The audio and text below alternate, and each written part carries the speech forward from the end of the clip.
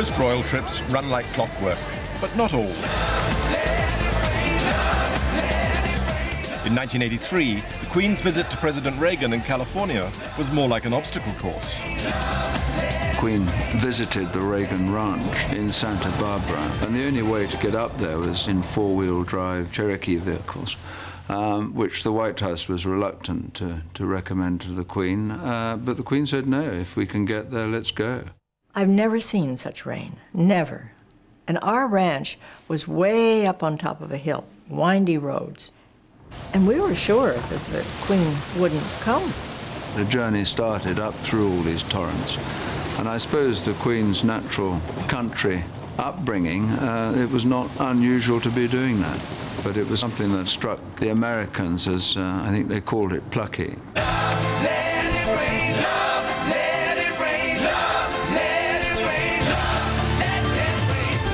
The royal prisoner of protocol relished the challenge.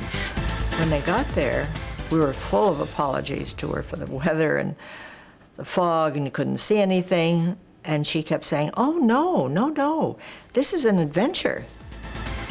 The plan to go riding was scuppered. After leaving the Reagan Ranch, the idea was to sail up to San Francisco on the royal yacht. We had to abandon the Britannia. It was so incredibly rough, and all the roads were flooded. And we flew up, I think, to San Francisco and stayed in a hotel. The Queen said to me, she rang a bell and said, how quickly do you think we can be packed up? She said, I'm flying to San Francisco. She said, I'm not going on this boat. A few days later, the Queen was back on the yacht as the Reagans came aboard for a dinner to celebrate their wedding anniversary.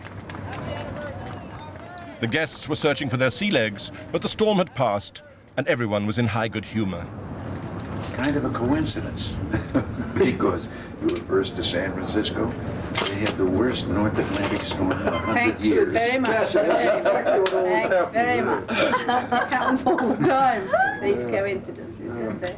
They were so nice, so sweet, and the crew made us a huge anniversary card and brought it in on a cake. They toasted us, and after all of this, Ronnie got up and said, well, I know I promised Nancy everything in the world when we got married, but I don't know how I can top this.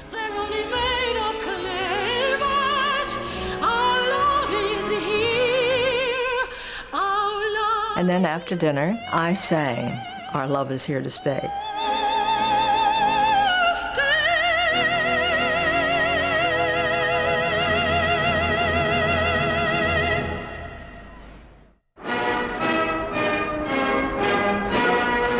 There was a time when British power dominated the world.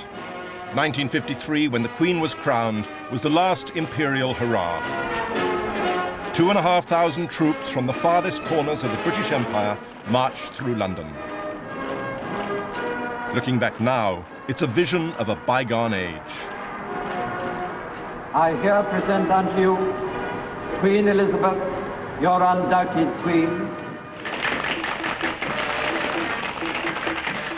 250 million people in some 80 territories around the world hailed their new Queen. Will you solemnly promise and swear to govern the people of Canada, Australia, New Zealand, the Union On that June day, Elizabeth II won the allegiance of more than a tenth of the human race, her people, her subjects. according to their respective laws and customs? I solemnly promise so to do.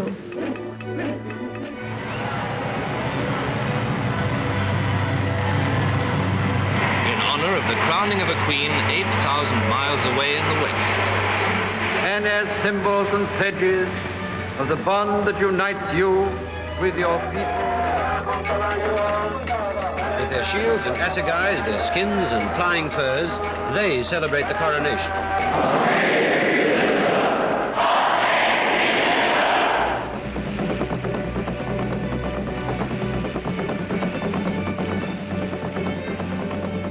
It was almost as if the divine right of kings had been restored. So be thou anointed, blessed, and consecrated, Queen over the peoples, whom the Lord thy God hath given thee to rule and government. Who are we honoring today, asks one drum. The great white queen across the seas, comes back the answer.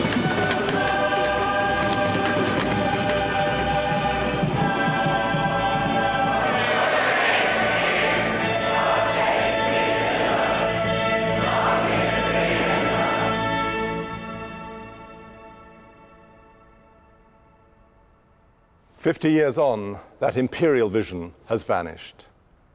Today, apart from the United Kingdom, just 15 nations and about a dozen tiny dependent territories still acknowledge Elizabeth as queen. Most of the rest have become independent republics. But the important thing is that they've all kept their ties with her by remaining within the Commonwealth. She is the head of that Commonwealth, and indeed in difficult times, she's been the one link that's held it all together. In so doing, she has accumulated influence that has helped Britain to punch way beyond its weight on the world stage.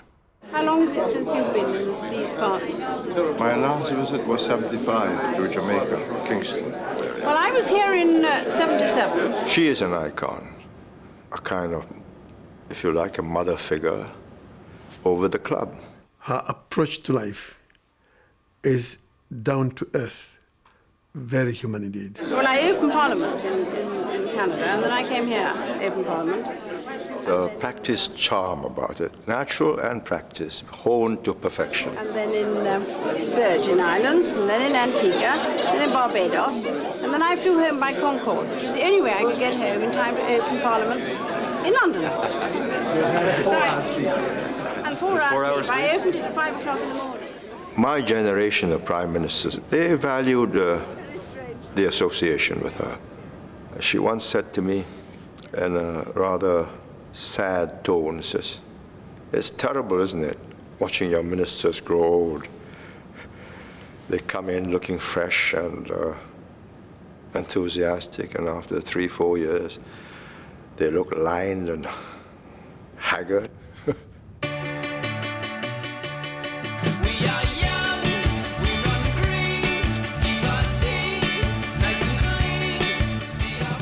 From just 8 members at the start of her reign, the Commonwealth has grown and grown.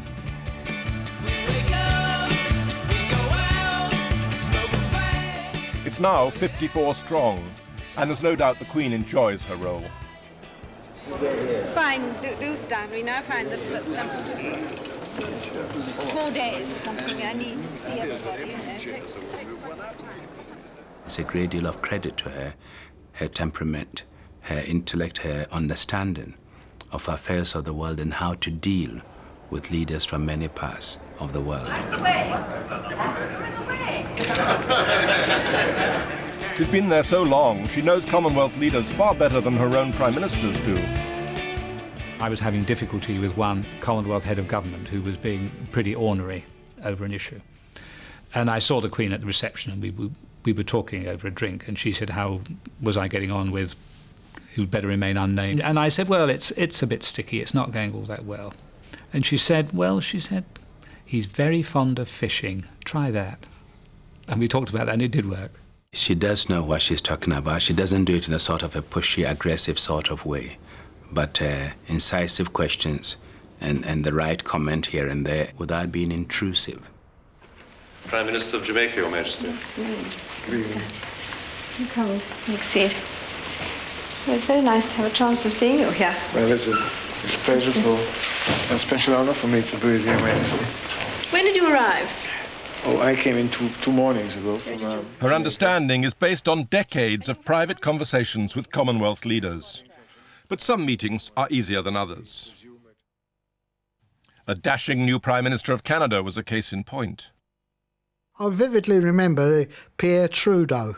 And he was a bit of a Robert Redford type, and everyone thought what a lovely man he was. And he had the audience with the Queen, and there were 3 of us in the room, of course, and the Queen was making all the going. His answers were not very good, and, it lasted about 10 minutes, and she eventually pushed the buzzer for the door to open for him to go. It will. I hope it will be brief in terms of... She walked out the room and the doors closed. I remember she said, well, he didn't have much to say for himself, did he? Her first Commonwealth tour after the coronation had an epic quality. The 6-month trip began with a voyage across the Pacific in SS Gothic. She and the Duke of Edinburgh arrived in New Zealand at Christmas 1953. No king or queen had ever come from Britain before. Among the crowds on the quayside was a young photographer from the New Zealand Herald, Graham Stewart. I was only a young man at the time, and you may ask, why did I photograph the first reigning monarch when I was only a cadet on the newspaper? With no discourtesy to my superiors in those years, they were very nervous of the whole assignment. We were there to capture that great historic moment of the first foot of a reigning monarch stepping onto New Zealand's soil. You could feel the emotion of people actually, for the very first time, singing God Save the Queen with the Queen standing there in front of them. And it was a palpable feeling. I stood there when they played the national anthem, and it was unreal to me that here I was standing in front and looking at her at such a close distance. This is the first time that I have spoken to New Zealanders in their own homeland, and my first words must be to tell you how happy I am to be amongst you.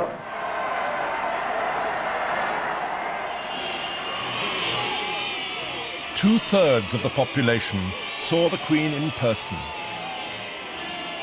Children swarmed from one vantage point to another to catch an extra glimpse. 1954, I was 6, and I actually saw the Queen 10 times.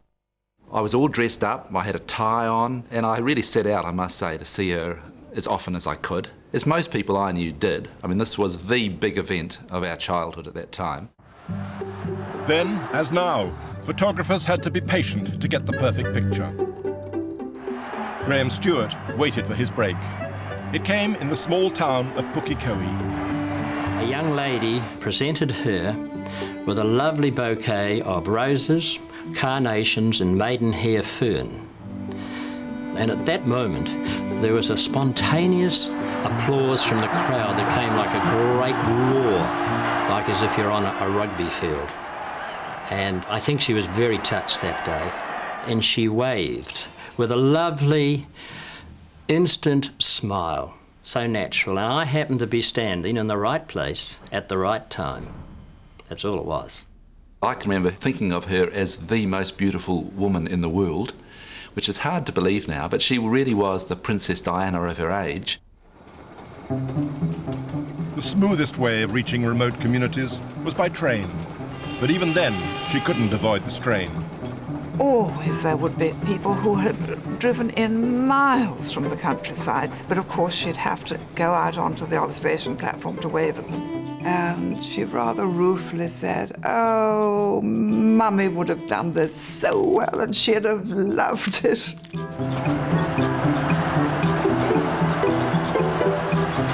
You'd see people running across fields, waving at her. There was a sheep farmer who dyed his sheep flock in colours of red, white and blue and laid them out beside the train track. And then we got on the back of a truck, and I can remember being dressed up in my posh gear, standing there with 4 or 5 other cousins on the back of this truck.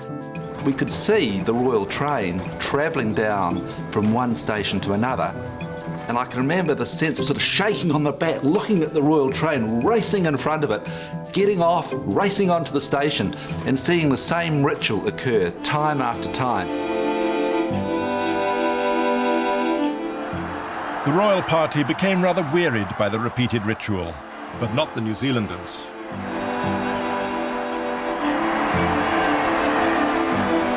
We felt like it was the second coming. I don't say that with any disrespect to the good Lord or to the royal family, but to the New Zealanders in those years, it was very much like the second coming. The Maori people had signed their own protection treaty with Queen Victoria. So this first visit was very special to them, as well as to the Queen.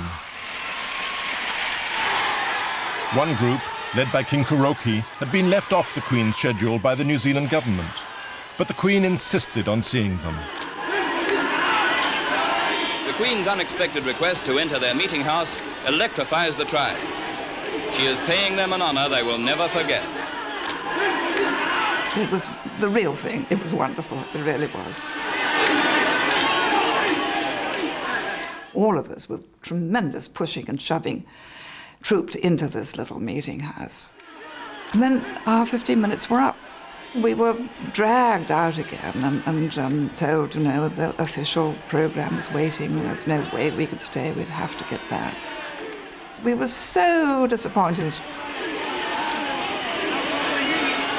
And as we drove away over the bridge, 2 enormous war canoes came down the river. They were each 100 foot long, and each had 100 warriors, and they were chanting as they paddled. And we went off to the next boring official ceremony. A month into the tour, the Queen was in South Island. A brief meeting in Palmerston with Drum Major Nancy Byrne was a moment neither of them forgot. This lady appeared in front of me. I just couldn't believe that she was there and I was seeing her. And it was just a wonderful, wonderful feeling. Trying to look at her and take it all in and thinking, I hope I've not missed anything, you know. Nancy Byrne was leading the Dunedin Brass Band, famous as the only women's brass band in the Empire. The band was playing wonderfully, you know, very, very good, and good sound, good volume, good tune, good everything. But when the Queen walked by, the band just ran all away and waved to the Queen and wanted to see her. The conductor was horrified. I was invited to a garden party many years later, and I took my aunt with me. And my aunt said, "Oh, Nancy met you all those years ago at Palmerston." And the Queen looked at me and she said, "Ladies' brass band." Yes, Mum. Quite exciting.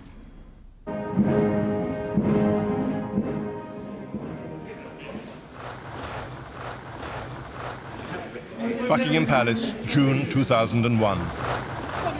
We'll go in 2 by 2, rather like Noah's Ark, and if the ambassador and the high commissioners can be on my right, their spouses on their right. Ambassadors and high commissioners are Britain's representatives abroad. Get to the door, the 2 doors will open outwards. Before they leave, she summons them to see her.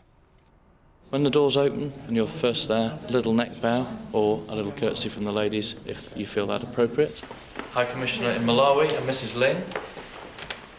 She sees the ambassador as her representative in another country, and that's why she likes to see them all before they go out to their country. It's not a ritual visit. She likes to have a photographic image in her mind of who is the ambassador at any particular time. And do you know that then? I know the Northern Caribbean much better than the South.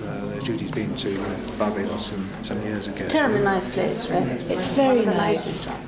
I think so, I agree. Overseas territories, that has been quite interesting, because have you been to them? Did you? I got to all of them. Oh, that's very good. Apart from Pitcairn. Well, that's almost impossible, isn't it? Very difficult indeed. And it takes 6 months or something to find a ship. Yes, that's right. Did you I got to the British Antarctic Territory. Did you? When you're Foreign Secretary and you visit a country, the ambassador's senior to you. You may have appointed him or you may be about to sack him, but while you're in that country, he's the Queen's representative and you're just a minister. Very good for you. Very good for all foreign secretaries and prime ministers too.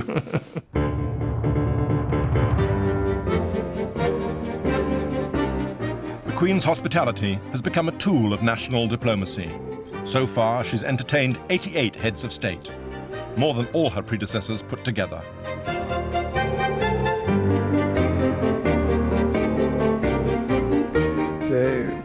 We're having 3 in and 3 out each year. I think the continental countries, particularly I think France, would invite all these heads of other states to come, and I think the Foreign Office felt that Britain mustn't be left behind.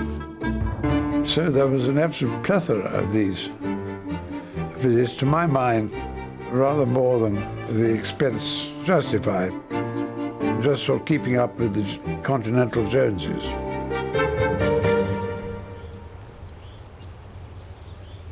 Sometimes the Queen's private passions proved to be a diplomatic asset, as when President Reagan visited England during the Falklands War. Britain needed American help. As usual, the royal hospitality was immaculate, even if the ritual was worrying. I was walking in on one side of the table with Prince Philip and my husband with the Queen on the other side. And the man walks in front of you backwards. My husband was so concerned about that man. And finally the Queen said to him, "Mr. President, it's all right. He's done this before." I traveled a bit, but not. One of President Reagan's predecessors, Richard Nixon, paid an informal visit in 1969. May we offer you this very small I am. token as a memento of your visit here? I am so delighted to have that, and I'm afraid that I have one there, which that's the official picture. That's very kind of you. But I tell you what I would like to do. I think it's fair exchange. If you will permit me, because I didn't bring my wife along this time because this trip was so hurried. Yes, she normally comes. But we just had a picture of the two of us taken that is very good, and I'd like to send you one of that because it'd be much more pleasant to look at the two of us than just me alone. Picture her as well. But bringing the wife can bring the proverbial strife, as President Mobutu of Zaire found 4 years later. It was discovered that Madame Mobutu had concealed a small dog in her apparel, and the sounds of this dog barking in the Belgian suite at Buckingham Palace sent alarm bells ringing throughout the length and breadth of the palace. The corgis were removed within seconds to a place of safety at Windsor, and my predecessor, the private secretary of the day, Martin Charteris, was instructed to advise Madame Mobutu that her bringing the animal into this country was in breach of the quarantine laws, and it could certainly not be harboured at Buckingham Palace, and it had to be out of the place within 15 minutes. State visits reflect government policy, not the Queen's choice of friends. The President of Romania and Madame Ceausescu were two other very disagreeable visitors the Queen had to entertain. They met a very sticky end, as you'll doubtless remember, and they laboured under the most extraordinary suspicions that their apartments at the palace were bugged. They used to conduct conversations out in the gardens. We used to sit having breakfast or lunch in the dining room, watching them going up and down the terrace. Frightfully funny. They came in with their technical experts and tried to strip the gold panelling off the walls and so on and so forth, which didn't go down terribly well. Ceausescu had no small talk whatsoever, but the Queen worked hard at it, being polite in public and smiling and so on. When behind the scenes, of course, there's very little going on or very little warmth being returned. The Queen concealed her distaste until the guests had gone. In the privacy of her own home, and after it had been vacated by the visitors, she made it very plain. A supreme test of her diplomatic good manners came on a trip to Morocco in 1980. The state visit got off to a bad start when she had to wait in her car for half an hour because the welcoming banquet wasn't ready. The King of Morocco was not a man noted for his punctuality, to put it mildly. One has to understand the nature of the monarchy in Morocco, where the king is an absolute monarch. There's no good asking what time he's going to arrive anywhere. He arrives at the king's time. It became a nightmare for visit. He was enraged because he knew he was getting a very bad press in Britain. His press secretary would have given him stuff from the Sun and the Mail and so on, which was lethal. Things went from bad to worse at an open-air lunch in the desert the next day. The Queen was left in an open tent to watch tribal dancing, while King Hassan attended to more pressing business in his air-conditioned caravan.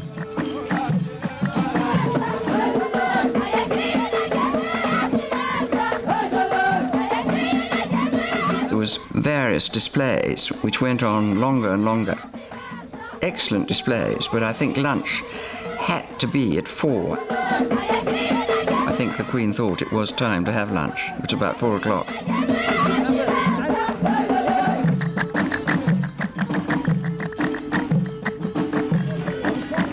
He had sent his Chamberlain to see the Queen to say, could she postpone by 1 hour the dinner which she was holding on Britannia that evening? And I received this message, and I went to see the Queen and said, well, what do we do now? And she said, well, of course, I can't change it because lots of people have been invited for such and such an hour, and there's no way of reaching them all, and saying it's an hour later. But please tell the Chamberlain that I'll quite understand if His Majesty is delayed. He arrived with some princes who had not been invited, and in a great rage because his suggestion had not been acted on. Absolute monarchs don't like to be disobeyed. The trip seemed on the brink of disaster. With the Queen, he conducted a fairly inane conversation about personalities. He was rather frightened of the Queen, I think. But with me, because he was in a furious temper, he was hissing in French. I'm not being treated like a gentleman. It's all going wrong. That steel mission we were talking about on the train this morning, I'm not going to receive it. I don't have time. And what's more, your ambassador has to leave Morocco tomorrow. And I was quite inexperienced then. I didn't know what the hell to do. The royal advice was, stay cool, keep smiling, and do nothing. And this was right, because the next day was all smiles and presents of carpets and everything was fine. And the ambassador in question was knighted by the Queen on Britannia.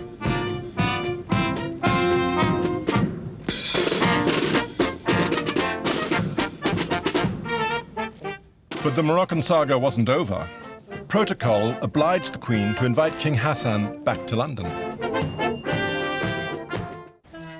Her Majesty's Foreign Office had learned from the first visit. They sent a special envoy out to Morocco on a delicate mission. Well, I don't know how many people have had to go and confront an absolute monarch in an African country and tell him not to be late, but that's what I had to do. I sort of felt my way into this conversation, and eventually he smiled and said, "Ah, yes, I see. You're telling me to be punctual." I think there were 1 or 2 occasions when he kept people waiting, but he certainly didn't keep the Queen waiting. The Queen herself is a stickler for punctuality. Anything awful like falling over. Okay. Mornings at Buckingham Palace follow a strict timetable. He does sometimes. Really? Yes. He gets it all sort of. On this occasion, the new Armenian ambassador is presenting his credentials. Is he in extra clothes or something? No, he's perfectly respectable. She always seemed to be slightly keyed up before the event. Not exactly nervous, but just keyed up.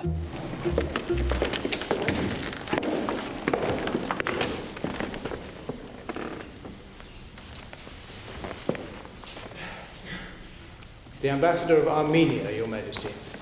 As soon as it started, she became totally relaxed. It was, in fact, very much like a professional actor. Well, this is a letter of credence. Thank you very much indeed. And a letter of... In 1979, the Queen played the part of honorary man. It was the first visit to Saudi Arabia by a female head of state. It was a sensitive time. The Islamic Revolution in Iran had just overthrown the Shah. By visiting Arab monarchs in the Gulf, the Queen was carrying a clear message of support. Many people were talking of the revolution that had hit Iran and brought in the Ayatollahs was going to sweep through the oil states, and that none of them were safe. And here was Queen of the United Kingdom coming around, who'd been there for more years than many of them could remember, and a tremendous sort of element of continuity, and I think gave them reassurance that, if you like, hereditary monarchies could survive. The relationships the Queen had cultivated with Arab leaders over the years paid off after the World Trade Center attack. Now Britain needed support in the war against terrorism. Obviously, was a huge focus on the Arab world. That is something she has immense experience of. She's dealt with many of the royal families, with many of the ruling families over a long, long period of time. And she has a lot of real insight into how they work, how they operate, how they think, the best way of trying to make sure that we reach out to them. And that's just one example of where that accumulated experience is important. One of the most important tours the Queen has ever undertaken was in China in 1986. Her visit was a critical piece of diplomacy, coming soon after the fractious negotiations to return Hong Kong to China. At the start of her reign, the Great Wall was completely out of bounds, but here she was receiving five-star treatment from her Chinese hosts.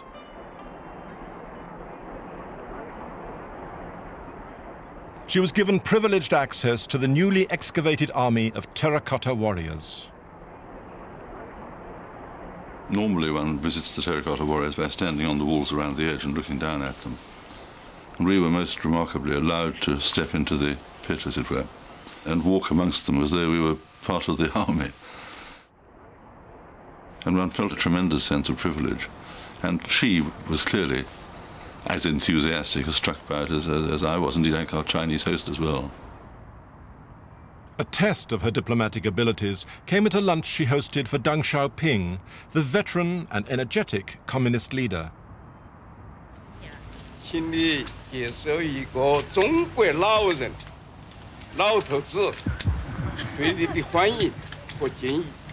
Please accept the warm greetings and respect from an old Chinese man.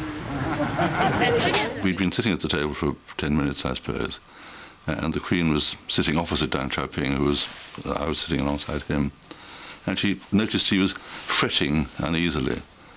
And she remembered, of course, that he was a chain smoker, and she leant across to me and said, "I think Mr. Deng would be rather happier if he was told he was allowed to smoke." And I told him that, and I've never seen a man light up more cheerfully than that. It's a very human touch, and he appreciated it.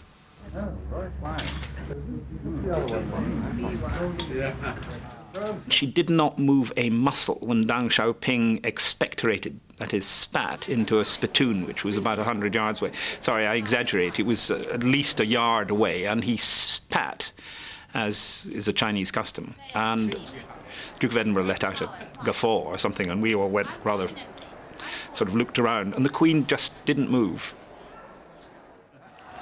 The Queen had invited virtually the whole Chinese government to a banquet on board Britannia. It was an evening which bowled over her own entourage, let alone the Chinese. Just as we, however reluctantly, respond to the theatre of monarchy and how we get those tingles down our spine, to be there on the deck of the Royal Yacht watching the Royal Marines beating the retreat in Shanghai, you know, something that's never happened before, and you feel a huge thrill, and you can sense the people around you responding and feeling that it's part of something that they're never going to see again.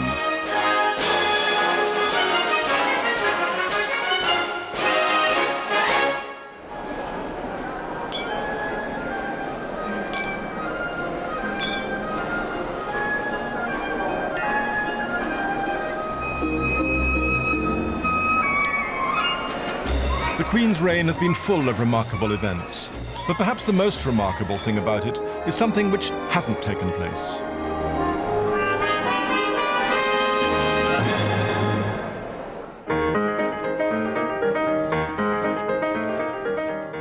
Neither Canada nor Australia, two huge and independent countries in their own right, has dispensed with her services as their head of state.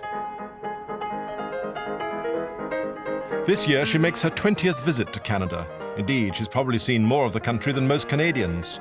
But at one time, their link with the Queen across the water looked distinctly fragile.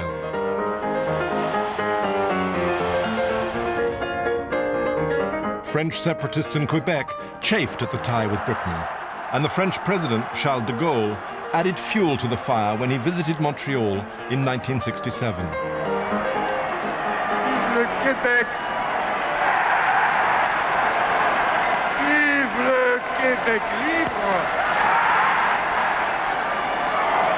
But the breakup didn't happen, and it was a French-Canadian Prime Minister, Pierre Trudeau, who avoided the split. Having a queen, even a non-resident queen, helped mightily in Canada's game of one-upmanship with America. I think Canadians take some pride in that we have it. She's the Queen of Canada and Americans don't. And this is one of the defining differences, that Americans love royalty, but they don't have any official kings. We do. So that puts us one up in the North American League. In the early 80s, Trudeau won the Queen's support for giving Canadians complete control of their own constitution. Paradoxically, this had the effect of consolidating the Queen's own position. It was a wonderfully symbolic moment, the Queen of Canada signing the Constitution whereby Britain would no longer have the ability to change Canada's Constitution. As the Queen signed, this enormous roar went up from the crowd, and it stopped raining for about a minute and a half. Trudeau may have been tongue-tied on his first meeting with the Queen 14 years earlier, but by now they'd got the measure of each other. Because I think the yacht's just been enveloped in one huge low, and wherever we went, the heavens opened and the wind blew. They seemed to have a very easy flowing relationship, not stiff and formal. At that point, they could joke and tease one another. It's followed us all the way up. And you haven't searched for a Jonah aboard, perhaps? Me. Me. Australia was a different story. As they began to identify less with Britain and more with Asia, some Australians began to think about republicanism. But throwing off the ties with Britain turned out harder than they expected. To understand why today's Australians still have a British woman as their queen, you have to go back to the beginning of her reign, to the first time she visited Australia. Sydney Harbour was almost boiling with excitement as people caught their first glimpse of her.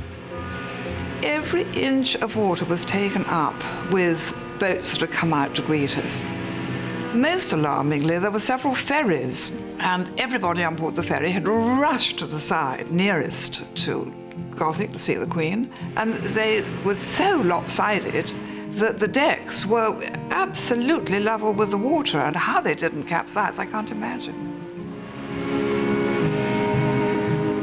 Elizabeth II embodied an apparently unbreakable bond between Australia and the British Crown.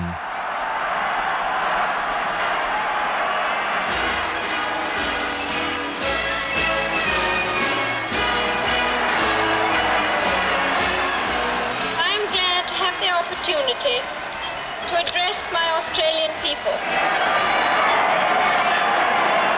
My Australian people. That was what a queen had in the glory days. By the time she came back, nearly 10 years later, the euphoria was fading. The romantic greeting by her Prime Minister, Sir Robert Menzies, made some of her subjects wince.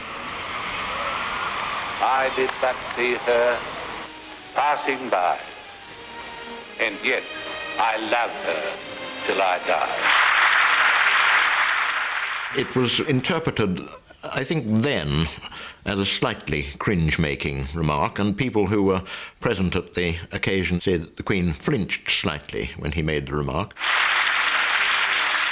I bet you that there are many thousands of people in Australia who, when they heard those words, that quote, would have said, "And so say all of us." Most people probably thought monarchy had little bearing one way or the other on their everyday lives. Then in the mid-70s, an extraordinary sequence of events made them think again. The Australian Parliament was in deadlock over the budget and the government faced paralysis. Remembrance Day, 1975. The Queen's representative in Australia was the Governor-General, Sir John Kerr. He had a plan to break the political stalemate, but it would be difficult and controversial. At lunchtime, the Prime Minister Gough Whitlam drove up to Government House. He wanted to see Sir John about the crisis. As he walked through to the Governor-General's study, he thought his term as the Queen's Prime Minister had 2 more years to run.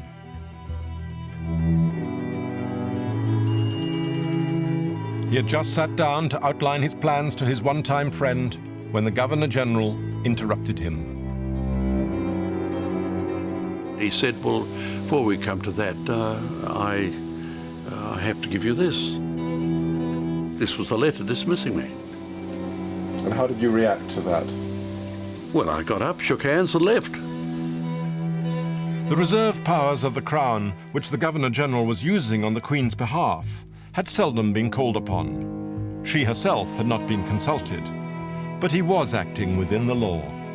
If Kerr had got in touch with the Queen before doing it, it wouldn't have happened. Her immediate reaction would have been, have you consulted your Prime Minister? Or what is your Prime Minister's advice? I mean, do you doubt that she would have said that? Here is a newsflash from the ABC newsroom. The Prime Minister, Mr. Whitlam, has been dismissed from office. The opposition leader, The leader of the opposition, Malcolm Fraser, was appointed Prime Minister on condition that he called an immediate general election. Whitlam and his supporters denounced it as a royal coup d'etat. They were milling around the Parliament building when the Governor-General's man came forward with the official proclamation. We passed on the steps, and when the crowd saw me, they started booing and jeering. Proclamation by His Excellency the Governor-General of Australia.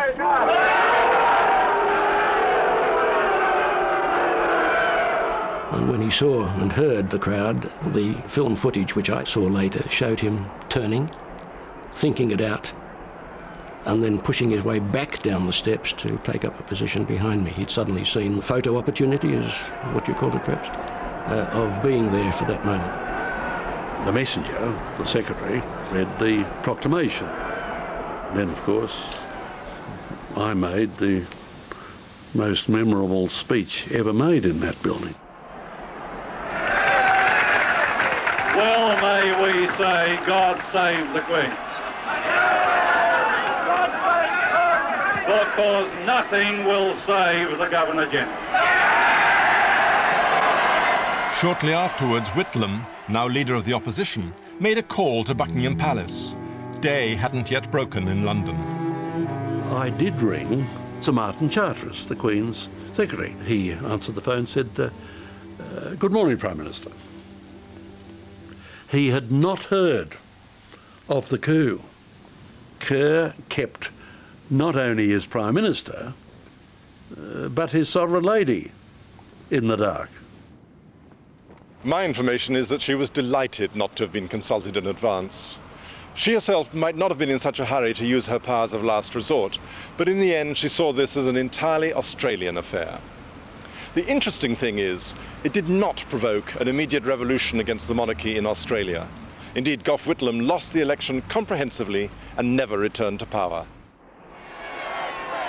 But the fires of republicanism had been lit. The issue was argued over for the next 24 years. Eventually, a referendum was held in 1999. The Republicans, to their surprise, were defeated. But on recent visits to Australia, the Queen has seemed to acknowledge that that might not be the last word. Whatever may lie ahead, I declare again here tonight that my admiration, affection and regard for the people of Australia will remain as it has been over these past 50 years, constant, sure and true.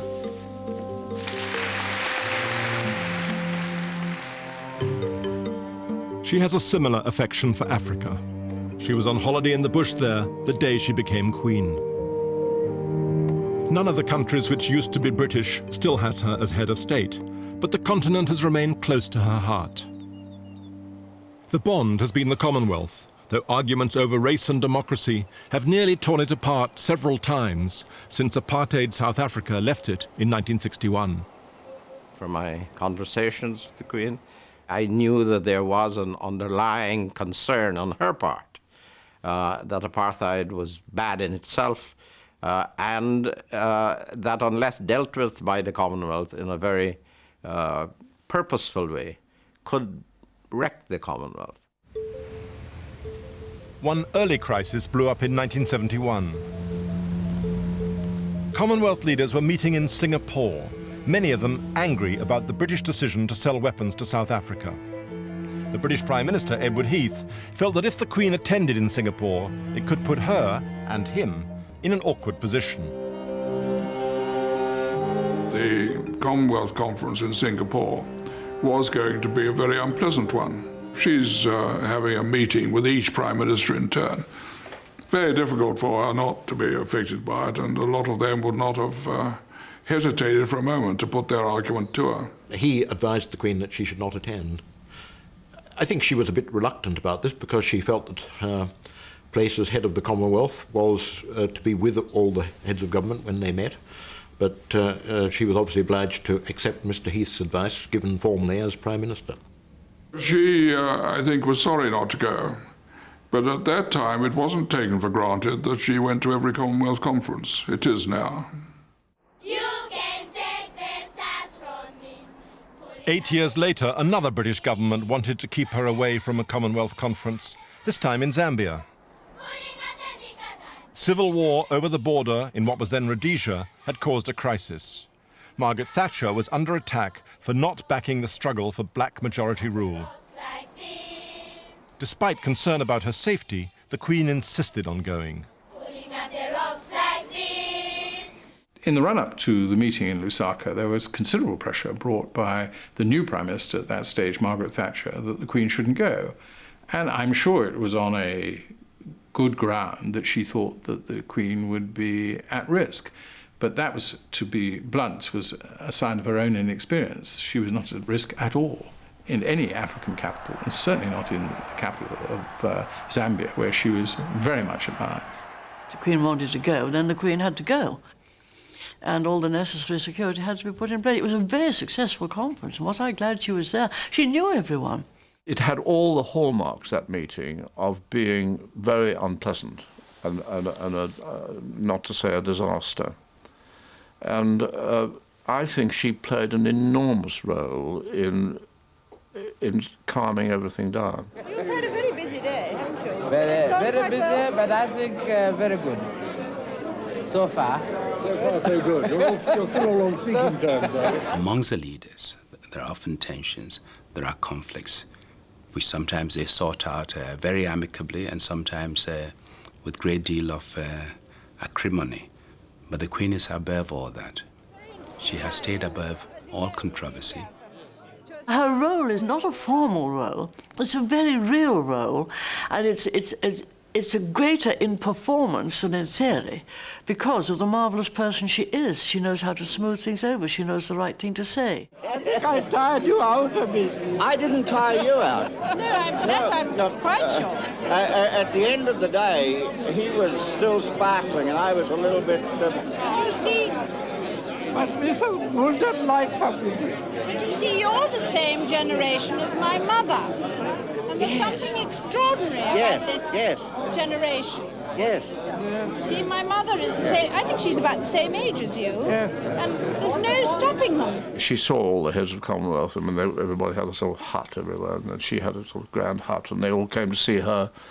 And, I mean, it was quite clear how they felt about her. The standoff became a love-in. The British called all-party talks on Rhodesian independence, and the Commonwealth grew through the experience, much to the Queen's delight. Her presence there helped us a lot, and also, of course, to calm the atmosphere.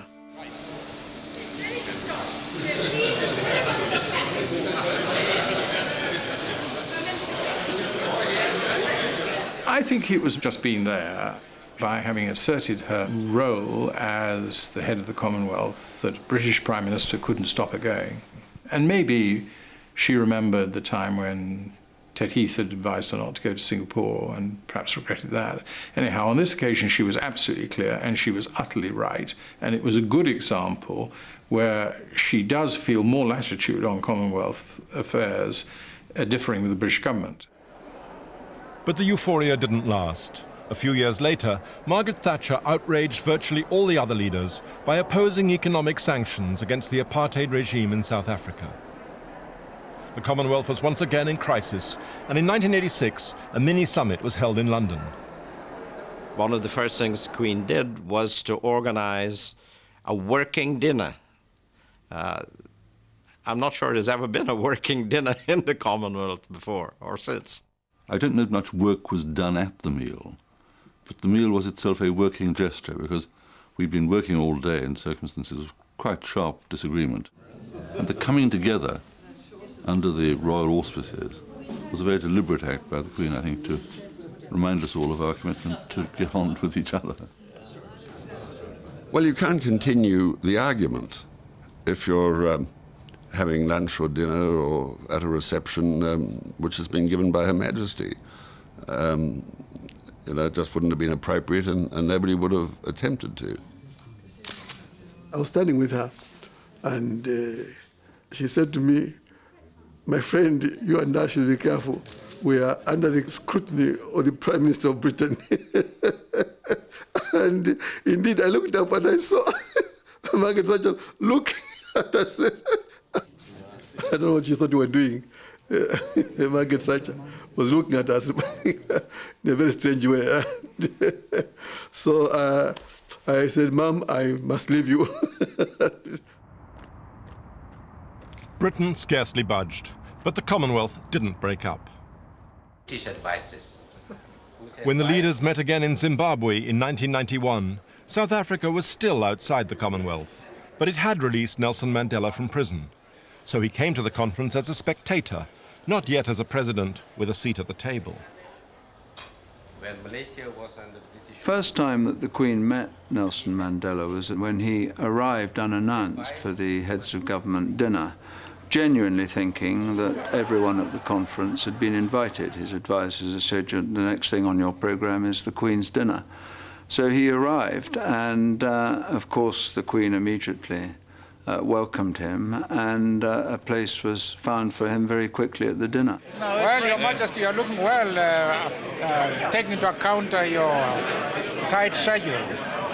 Tomorrow I'm going to see 16 people. I may not look so good tomorrow. Your Majesty, I'm pleased I'm early in the morning. Somebody asked me, had I been to Africa before? Which was nice of them to ask, but I did say that I had been everywhere in the Commonwealth in Africa and in other countries in Africa. I think I've seen more of Africa than almost anybody. But not apartheid South Africa. So after Mandela became president and the country was back in the Commonwealth, he invited the Queen to visit. For many South Africans, as for the Queen herself, there was a powerful element of nostalgia. Spinach is very good for you, isn't it? Yes, that's right, that's right. Yes. Raises the hemoglobin. That's right, yes. Spinach is yes, good for you. Carrots make you see better at night. That's right, that's What right. else? Yes, There are a that's lot right. of things you The can and grow, aren't there? and beetroot. And beetroot, Yes. I don't know what beetroot does. That's It's right. good. Yes, that's right.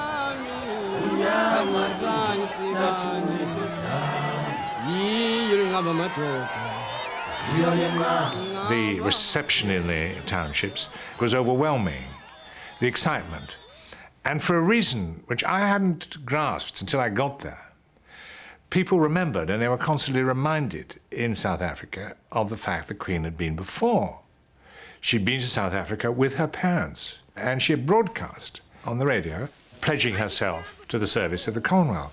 That my whole life, whether it be long or short, shall be devoted to your service. And to be honest, I had forgotten that. For her 21st birthday, she'd been given a diamond necklace by the South African government.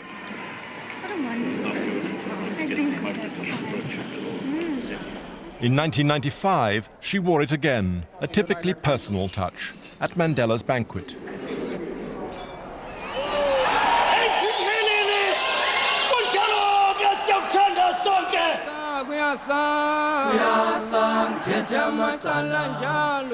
You have rounded off quite splendidly what has been one of the outstanding experiences of my life. Nothing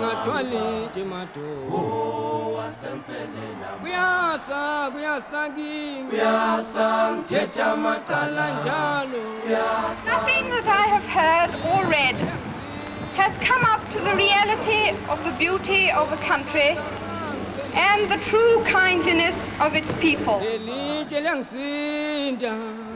was that sense of coming back. You're welcome back. Come again when you come again. You just had a huge emotional charge for everybody.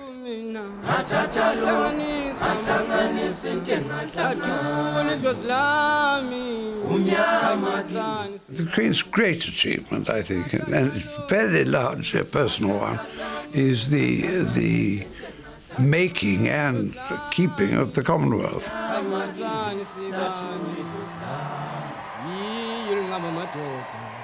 She is always so obviously happy in the Commonwealth. It's always a very smiling queen. Not always the case of the pictures of her visits within Britain.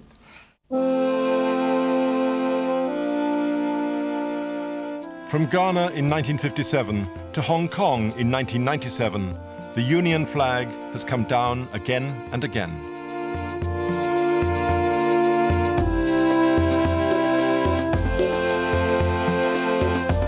She has been, if you like, one of the key elements in the whole of the decolonization. She gave it dignity.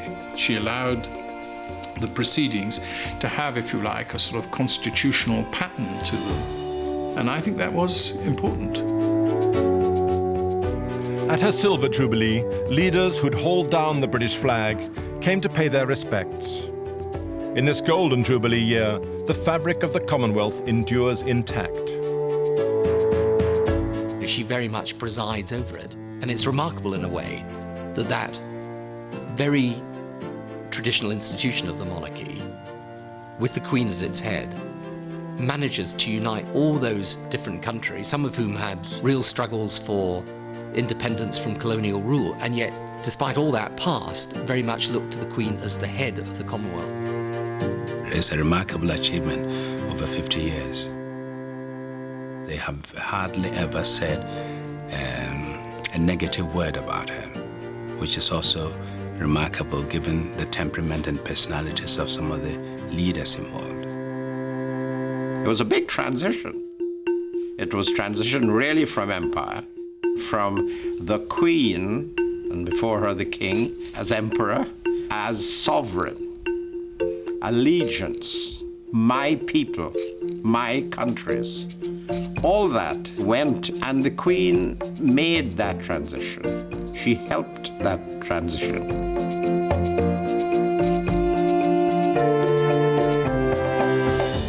Far from being downcast at the end of empire, the Queen has relished riding the winds of change. The Commonwealth she presides over is not only something she's helped create, it probably wouldn't have survived without her.